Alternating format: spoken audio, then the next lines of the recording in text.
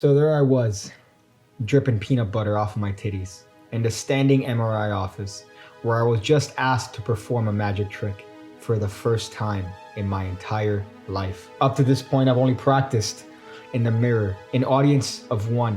But alas, my time has come. This was it. I was asked, can you show me a card trick? And I, of course, obliged. Different tricks raced through my mind. I had no idea what I was going to perform. But then it hit me. Something simple, something easy. Something I had seen David Blaine do on a previous television special to a thunderous applause. So I grabbed the deck that I was using, very shaky as I was nervous, and I had the young lady select a card. I was trembling, much like a small Vietnamese child that just got laid off from his factory job.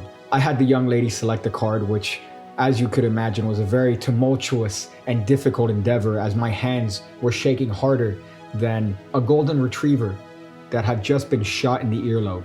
I had her pick any card she wanted. For this particular case, let's say she chose the 3 of diamonds. I had her show it to her other friend. I even took out a marker and had her sign the 3 of diamonds to remember and to commemorate this momentous occasion. I previously had taken out the 2 aces, for I was about to perform a trick I saw on David Blaine's television special, and I was about to murder it in my head. I had to replace the card into the deck, putting it somewhere in the middle of the deck where nobody would ever find it ever again. This card was lost somewhere amongst the other cards.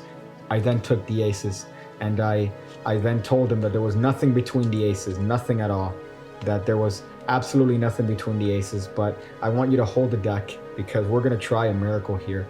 I want you to go ahead and hold that deck. I took the aces and I shook them. I shook them with the vigor and the strength of a janitor who has just been laid off after working at the school for 25 years, dedicating his heart and soul to cleaning up bathrooms. I shook it harder than a Polaroid picture, but there, one card appeared between the aces, and it was, of course, the 3 of diamonds. They were astonished. They were very polite, and they were probably making fun of me because it was god-awful.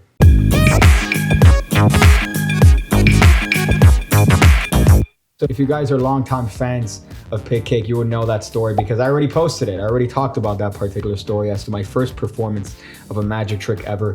It was in a standing MRI office somewhere in the annals of South Florida.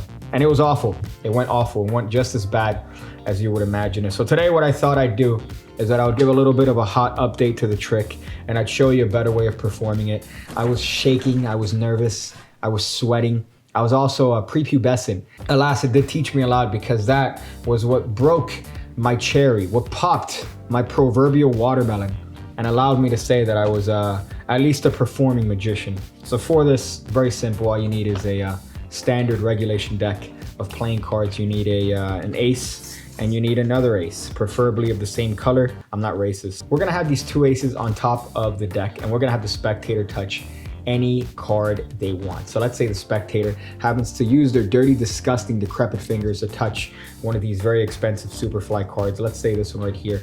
They happen to touch the King of Diamonds. You remind them to please remember the card, because you can't imagine how many times I've had a spectator forget cards, even though I told them, please don't forget it. So you have them remember it. If you want, you could have them sign it at this point. But of course, that card is lost somewhere in the middle of the deck here. And the offer and the bet that you make to the spectator is that you're gonna be able to get their card between the aces. That's the substantiation here. You're gonna get that card between the aces. Even though everything's very fair, look, I'm gonna square the card up. It's somewhere lost in the middle of the deck. And I could promise you that your card is gonna appear right there between the aces. You ready? If you want at this point, you could take bets. Sometimes I would solicit sexual activity at this point, depending on a particular spectator, if he happens to be very hot. And I go with my promise here that I'm gonna sandwich their card between those 2 aces. Here we go. See, look, your card is between the aces. Your card is between the aces there somewhere, sir.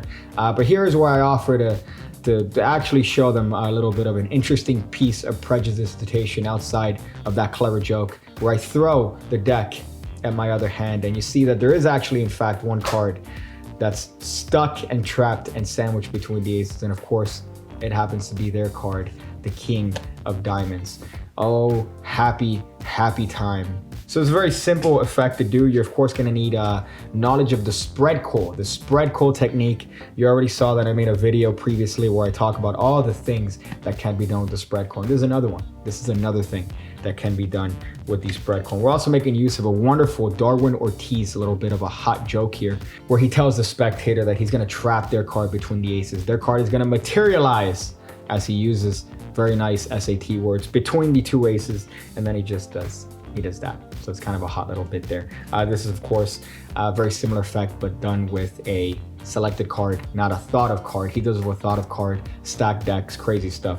Before this, very simple. What we're gonna do is we're gonna place the two aces on top of the deck. At this point, you're more than welcome to do whatever your favorite version of Buck Twins bullshit production here to produce the aces. If you want, that's up to you and your prerogative. I would prefer not to if you want to try to ever see a vagina, but you know, alas, it's your oyster.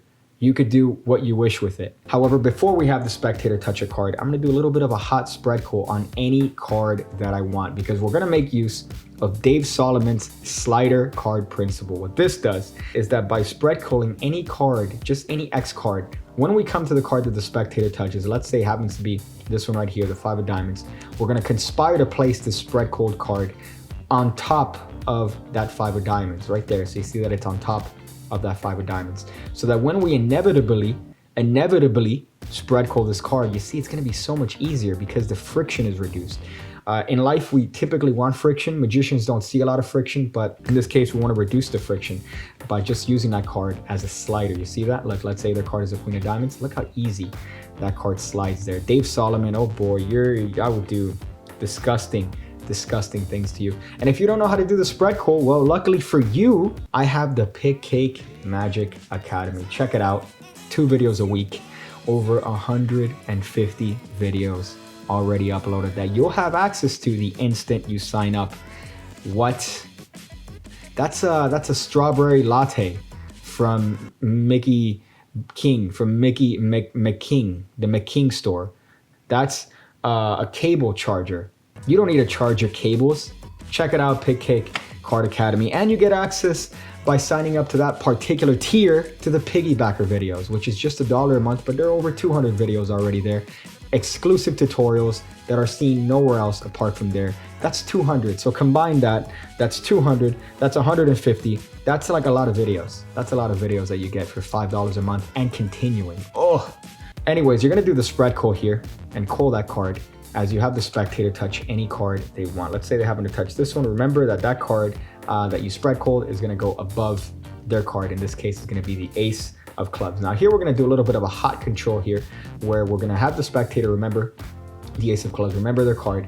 And as we're going to close this card up and close and continue to spread, we're gonna pull that ace of clubs towards the right. So let's do that from the super underneath view. You don't get that in other magic channels, by the way. They don't show you the underneath view, but only Pigcake does that because of the production value that I offer when it comes to my videos. So here, all you're gonna do, you're gonna spread call any random card. You're gonna have the spectator touch any card they want. Let's say they touch right here, the king of clubs. Remember, you're gonna place that king of clubs right there underneath the other king. In this case, is gonna be the randomly called king of spades. So here, what's gonna happen is that you're gonna show them the card. And as you bring it down over here, this is all that's gonna happen. I'm gonna just use my dirty little fingertips to pull that king all the way here to the right as I continue spreading the deck and place that card underneath on the bottom of the deck. Look at that hotness. Look at that hotness there. So the king of clubs is on the bottom of the deck. To the spectator, it seems like their card is there somewhere in the middle of the deck and I haven't touched it. As a little bit of a hot bonus, if you want, what you could do is when they touch the card, you could just outjog the card that's there that they supposedly think is their card. It's not, their card is here. You see that? Let me show you that from the bottom here. Remember, you're calling a random card. Let's say they touch the 5 of spades. So you're gonna slide this in. If you want, you could pull this card up and they're gonna think it's their card. So now guess what? You have a little bit of a convincer. Their card is on the bottom. They think this is their card, but you know better than that. So at this point you could say, look, here's the bet. Here's what I'm willing to bet you. Your card is in the middle of the deck. Look how fair it goes in the middle. I don't do anything. I'm not like those other magicians. Look, my hands are empty, all right? I've never touched a woman in my entire life. I promise you that I'm gonna get your card between the aces. Right there between the aces, your card is gonna appear between the aces. Here we go. At this point, you could take up whatever bet you want. You're gonna take this ace and put it on the bottom of the deck. That's it. That's all you gotta do. And you sit there and you laugh. You go, you're stupid.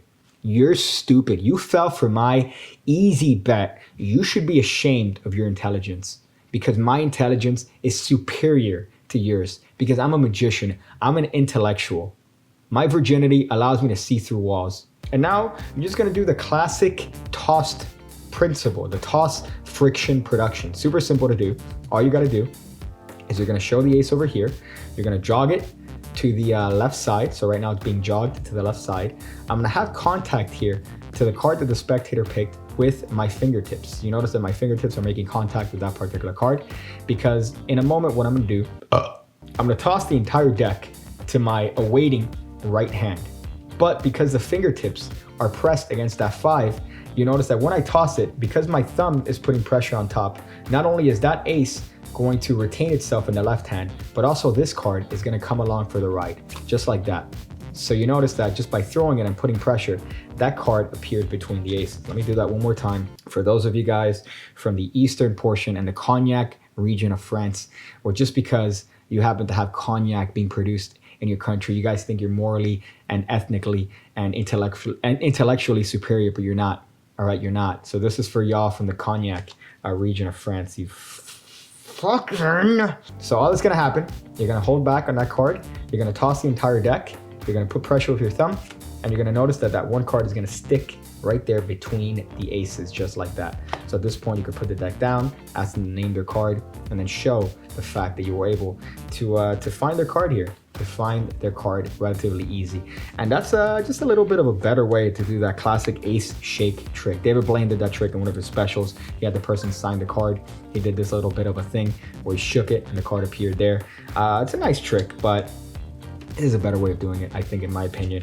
And definitely doesn't leave you prone to the fact that you could potentially see the card there, even if you square it up. Sometimes the spectator, because it's white on, it's the border against white, so sometimes they're going to be able to see it there. So you want to avoid that. But there's a nice little version to do that particular trick that's super simple to do. Makes you want to learn to spread cool, makes you want to learn how to experience life through the eyes of a Episcopalian Jew. But anyways, that's the video. I hope you guys enjoyed it. If you guys stuck around past me saying that's the end of the video, well, I'm gonna reward you with a little piece of advice.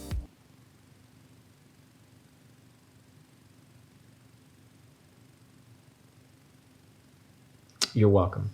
When I see you again, when I see you again, when I see you again, when I see you again, when I see you again, when I see you again, when I see you again.